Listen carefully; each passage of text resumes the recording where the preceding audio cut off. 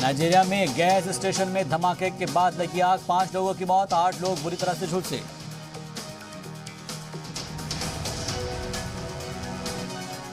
जनूबी कोरिया के उल्सनान शहर में एक 33 मंजिला इमारत में लगी शदीद आग, आग से करीब 50 लोग जख्मी। इस्लामिक स्टेट के 2 दहशतगर्दों की वर्जीनिया में अलेक्जेंड्रिया के फेडरल कोर्ट में पेशी, सीरिया में अमेरिकियों को बंधक बनाने का इल्जाम।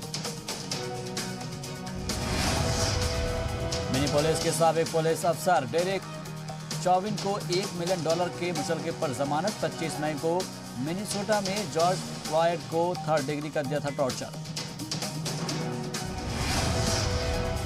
अरब्स के जनूब मशरकी इलाके में फंसे लोगों की मदद के बाद फ्रांस के सदर इमैनुअल मैक्रोन ने रेस्क्यू वर्कर्स का किया शुक्रिया। तूफान से 5 लोगों की हुई थी मौत।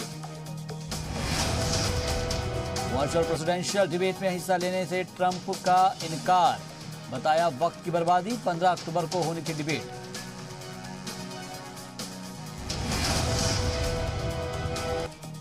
कोरोना वायरस को लेकर चीन पर फिर बरसे डोनाल्ड ट्रंप, कहा कोरोना वायरस को लेकर चीन ने जो दुनिया के साथ किया उसकी बड़ी कीमत चुकानी होगी। ब्रिटेन में अगले महीने से लग सकता है कोरोना वायरस का टीका। हर दिन 10,000 लोगों को ये वैक्सीन लगाने की है स्कीम। टीका लगाने के लिए लीड्स, हल और लंदन में बनाए जाएंगे सेंटर।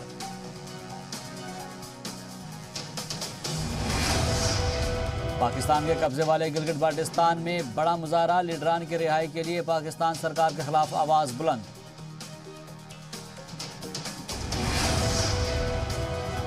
और चीन को वजारत खारजा का 2 टूक जवाब, कहा हिंदुस्तानी मीडिया आजाद, मुद्दों पर अपने हिसाब से रिपोर्टिंग।